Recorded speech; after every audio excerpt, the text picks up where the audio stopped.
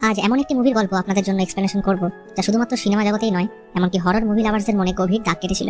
এই মুভিটিকে ক্রিপিয়েস্ট horror movie ever made বলা হয়। সবথেকে বড় কথা, এই মুভিটি একটি নোভেলের উপর কেন্দ্র করে বানানো এবং এই নোভেলটি একটি সত্য ঘটনা অবলম্বনে লেখা।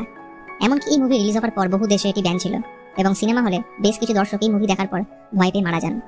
এটি প্রথম এমন হরর মুভি ছিল যা 10টি ক্যাটাগরিতে নমিনেশন পেয়েছিল একাডেমি অ্যাওয়ার্ডের জন্য। তার মধ্যে বেস্ট সাউন্ড মিক্সিং এবং বেস্ট স্ক্রিন প্লের জন্য অ্যাওয়ার্ড পেয়েছিল। তো আসুন আর বেশি দেরি না করে 1973 সালে মুক্তি পাওয়া দি এক্সরসিস্টের বাংলা এক্সপ্লেনেশন শুরু করি।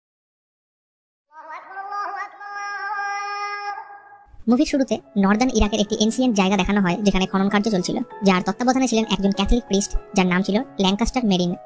খনন কার্যের সময় একটি ডিমন লাইক ছোট মূর্তি তারা পায়।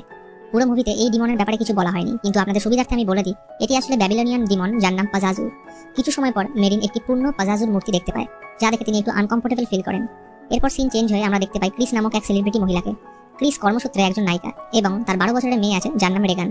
ক্রিসের সাথে তার হাজব্যান্ডের ডিভোর্স হয়ে গেছে, কিন্তু কখনোই তার মেয়েকে তার বাবার অনুপস্থিতি অনুভব করতে সে দেয়নি। ক্রিস একজন সাকসেসফুল নায়িকা হওয়ার জন্য তাকে সবসময় কাজে ব্যস্ত থাকতে হতো, তাই জন্য তার বাড়ি এবং তার মেয়েকে দেখাশোনা করার জন্য একটি মেয়ে থাকতো যার নাম শ্যারন। সেই সময় ক্রিস তার একজন ডাইরেক্টর বন্ধু বার্কের সাথে একটি মুভিতে কাজ করছিলেন। সেই সময় মুভির সেটে একজন ইয়ং প্রিস্ট কাম সাইকোলজিস্টকে আমরা দেখতে পাই যার নাম ফাদার কারাস। কর্মসূত্রে বাইরে থাকার জন্য কারাসের বাড়িতে থাকা তার বয়স্ক মায়ের প্রতি সে যত্ন নিতে পারত না, যার কারণে কারাস সর্বদা দুঃখী থাকতো। একদিন ক্রিস তার ঘরে রেগানের খেলনার মধ্যে থেকে একটি ঔজা বোর্ড খুঁজে পায়। এবার এই ঔজা বোর্ড কি সেটা যদি আপনারা জানতে চান তাহলে আমার এই আই বাটনে দেওয়া ভিডিওটিতে ক্লিক করে দেখে নিতে পারেন। রেগানকে এই বোর্ডটির ব্যাপারে জিজ্ঞেস করলে সে বলে সে যখন একা থাকে তখন সেটাকে নিয়ে খেলে। ক্রিস বলে তার এটাকে নিয়ে একা খেলা একদমই উচিত নয়, কিন্তু প্রত্যুত্তরে রেগান বলে সে ক্যাপ্টেন হাউডি নামক একজন ব্যক্তির সাথে এটা খেলে। ক্রিস এটি শোনার পর বেশি গুরুত্ব না দিয়ে বলে যে আজ আমি তোমার সাথে এই খেলাটি খেলবো, কিন্তু খেলা শুরু হলে আমরা দেখতে পাই এই বোর্ডের আসল অবজেক্টটা নিজে থেকে তার থেকে দূরে সরে যাচ্ছিল। তখন রেগান বলে ওঠে ক্যাপ্টেন হাউডি চায় না যে তুমি আমার সাথে খেলো। ক্রিস পুরো কথাটা মজা হিসেবে নিয়ে উড়িয়ে দেয়। সেই রাতে সে যখন তার নাইট শুটিং এর জন্য ঘুম থেকে ওঠে তখন দেখে রেগান তার পাশে শুয়ে আছে। তাকে জিজ্ঞেস করলে সে জানায় তার ঘরের খাটটি হঠাৎই কাঁপছিল, তাই সে ভয় পেয়ে তার মায়ের কাছে এসে শুয়েছিল। রুম থেকে বেরিয়ে আসতেই ক্রিস উপরে চিলেকোঠা থেকে কিছু আওয়াজ পেলে সেখানে গেলে কাউকে দেখতে পায় না। পরের দিন সকালে রেগানকে ডাক্তারের কাছে চেকআপের জন্য নিয়ে গেলে সে হঠাৎই ডাক্তারকে অপশব্দ বলে তার থেকে দূরে থাকতে বলে। ডাক্তার এই ব্যাপারটিকে মানসিক ডিপ্রেশন বলে তার জন্য কিছু ওষুধ লিখে দেয়। এদিকে ফাদার কারাসের মা অসুস্থ হয়ে পড়ায় তার মামা কারাসের মাকে মেন্টাল হসপিটালে ভর্তি করেন। কিছুদিন পর আমরা দেখতে পাই ক্রিস তার নিজের বাড়িতে একটি পার্টি আয়োজন করেছে। সেখানে আরেকজন প্রিস্টের সাথে তার পরিচয় হয় যার নাম ডায়ার, যিনি ফাদার কারাসের ভালো বন্ধু ছিলেন। সেখানে তিনি জানান ফাদার কারাসের মা মারা গেছেন। এরপর পার্টি এগোলে সবাই যখন গান করছিল তখন রেগান হঠাৎ সবার সামনে এসে বলে ওঠে তোমরা উপরের ঘরে গেলে মারা যাবে। এই বলে সে সেখানে দাঁড়িয়ে টয়লেট করে ফেলে, যা দেখে উপস্থিত সকলেই অবাক হয়ে যায়। তখন ক্রিস বলেন তার মেয়ে অসুস্থ। এরপর তার মা তাকে স্নান করিয়ে ঘরে শুয়ে দিলেই হঠাৎ তার ঘর থেকে রেগানের চিৎকার শুনতে পেলে ক্রিস তৎক্ষণাৎ সেখানে গিয়ে দেখেন রেগানের বিছানাটি অদ্ভুত রকমভাবে কাঁপছে। ক্রিস এরপর তার মেয়েকে নিয়ে পুনরায় ডাক্তারের কাছে যান, কিন্তু টেস্ট করবার পর রিপোর্টে সবকিছুই নর্মাল আসে।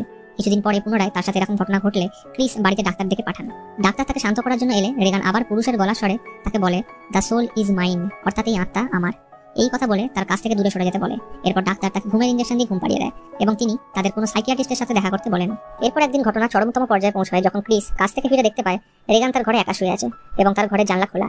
তখনই ক্রিস শ্যারনকে বাইরে থেকে আসতে দেখে রেগে যায় যে কেন সে তার মেয়েকে একা রেখে সে বাইরে গেছে। শ্যারন জানায় ক্রিস যাওয়ার পরেই তার একজন বন্ধু তার বাড়িতে আসে। শ্যারন তাকে রেগানের রুমে রেখে কিছু ওষুধ আনার জন্য বাইরে গেছিল, কিন্তু তখনই একজন বাইরের লোক এসে জানায় তাদের বাড়ির ঠিক জানলার নিচে একজনের লাশ ভয়াবহ অবস্থায় পাওয়া গেছে এবং সেটি ছিল ক্রিসের বন্ধুর। ক্রিস এটা শুনে অবাক হয়ে যায় আর তখনই রেগানকে অদ্ভুতভাবে সিঁড়ি থেকে নেমে আসতে দেখে সে ভয় পেয়ে যায়। এদিকে সকল ডাক্তার রেগানের চিকিৎসায় ব্যর্থ হলে তারা ক্রিসকে কোনো এক প্রিস্টের সাথে দেখা করতে বলে এক্সরসিজমের জন্য। এরপর একজন পুলিশ অফিসার উইলিয়াম ক্রিসের বাড়িতে আসে তার মেয়ের রেগানের সাথে কথা বলার জন্য, কিন্তু ক্রিস বলে দেয় যে তার মেয়ে অসুস্থ, তাই সে এখন কথা বলতে পারবে না। উইলিয়াম পরে আসবে বলে সেখান থেকে চলে যায়। তখনই ক্রিস রেগানের রুম থেকে অজানা পুরুষের গলার আওয়াজ শুনতে পায় যে বলছিল ডু ইট। এরপর সে তার ঘরে প্রবেশ করে দেখতে পায় রেগান জিসাস ক্রসকে নিয়ে তার প্রাইভেট পার্টে ঢোকাচ্ছিল। তখনই সে বাধা দিতে গেলে রেগান তার উপর অ্যাটাক করে। এরপর সেই ঘরে কিছু অস্বাভাবিক কার্যকলাপ ঘটতে থাকে এবং তখনই রেগান তার মাথা উল্টো দিকে ঘুরিয়ে ক্রিসকে তার বন্ধুর গলার স্বর নকল করে বলে দেখো তোমার শয়তান মেয়ে আমার সাথে কি করেছে। এটা দেখার পর ক্রিস বুঝে যায় তার বন্ধুর মৃত্যুর জন্য রেগান দায়ী এবং তার মেয়ে কোনো ডিমনের দ্বারা পজেসড। এরপর ক্রিস ফাদার কারাসের সাথে দেখা করে তাকে তার মেয়ের উপর এক্সরসিজম প্রক্রিয়া করতে বলে, কিন্তু কারাস রাজি হয় না, কারণ চার্চ প্রকৃত প্রমাণ ছাড়া এইসব ব্যাপারে পারমিশন দেয় না। তাই তিনি পার্সোনালি তার মেয়েকে দেখতে যাওয়ার কথা বলেন। এবার কারাস রেগানকে দেখতে এলে বুঝতে পারে ডিমন তাকে পুরোপুরিভাবে পজেসড করে নিয়েছে। কারাস তার উপর হোলি ওয়াটার ছিটিয়ে দিলে সে রেগে গিয়ে বলে আমি কোনো আত্মা নই, আমি শয়তান, আর তোমার মা আমাদের সাথেই আছে। কারাস এটি শোনার পর অবাক হয়ে যায়।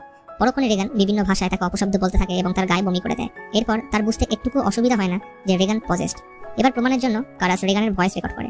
এই রেকর্ড ভালো করে শোনার পর সেখানে ফাদার মেরিনের নাম সে শুনতে পায়, আর এই ফাদার মেরিন সেই ব্যক্তি যাকে আমরা মুভির শুরুতে দেখেছি। সেই রাতে শ্যারন কারাসকে ফোন করে বাড়িতে আসতে বলেন। তিনি এসে দেখেন রেগানের পেটের উপর লেখা ছিল হেল্প মি। এই পুরো প্রমাণ সংগ্রহ করে কারাস এটিকে চার্চের কাছে পাঠিয়ে দেন। চার্চ সবকিছু দেখার পর এক্সরসিজম করবার জন্য অনুমতি দিয়ে দেয়, কিন্তু এই এক্সরসিজম করবার জন্য একজন এক্সপেরিয়েন্স প্রিস্টকে তার সাথে থাকতে বলেন। সেটি আর কেউ নয়, ফাদার মেরিন ছিলেন। এরপর তারা ক্রিসের বাড়ি পৌঁছলে রেগানকে দেখে দ্রুত এক্সরসিজম প্রক্রিয়া চালু করে দেন। তখনই রেগান ফাদার মেরিনের নাম নিয়ে তাকে ব্যঙ্গ করে বিভিন্ন পশুর গলায় আওয়াজ করতে থাকে।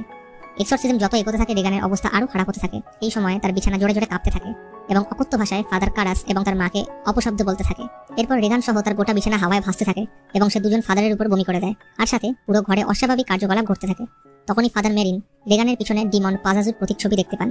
এরপর রেগানের হাতের দড়ি খুলে ডিমন তাকে হাওয়ায় ভাসিয়ে তুলতে থাকে, আর দুই ফাদার তাকে কোনো রকমে কাবু করে নিচে নামায়। এরপর ডিমন শুরু করে তার মাইন্ড গেম। আসলে ডিমন তখন ফাদার কারাসকে তার মায়ের গলার স্বর নকল করে ইমোশনালি ব্ল্যাকমেল করতে থাকে এবং তার মৃত্যুর জন্য তাকে দায়ী করতে থাকে। ফলে কারাসের মনোসংযোগ নষ্ট হয়ে যায়। এই শুনে ফাদার মেরিন তাকে ঘরের বাইরে যেতে বলে এবং একাই এক্সরসিজম প্রক্রিয়া করতে থাকেন।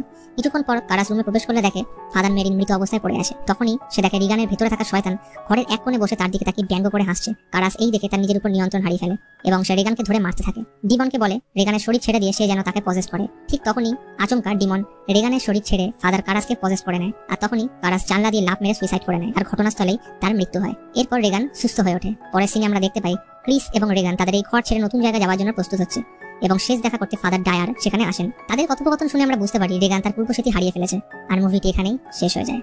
এই মুভি রিলেটেড ফ্যাক্টস এর শর্ট ভিডিও আমার চ্যানেলে অলরেডি আপলোড করা হয়েছে। আপনারা চাইলে আই বাটন এবং ডেসক্রিপশন বক্সে দেওয়া লিংকে ক্লিক করে সেই ভিডিও চেক আউট করতে পারেন। তো কেমন লাগলো দি এক্সরসিস্টের বাংলা এক্সপ্লেনেশন তা কমেন্ট বক্সে জানান, আর ভিডিওটি ভালো লাগলে একটা লাইক করে চ্যানেলে সাবস্ক্রাইব করে দেবেন। তো আজকের মতন এখানেই, দেখা হচ্ছে পরের ভিডিওতে। ভালো থাকবেন।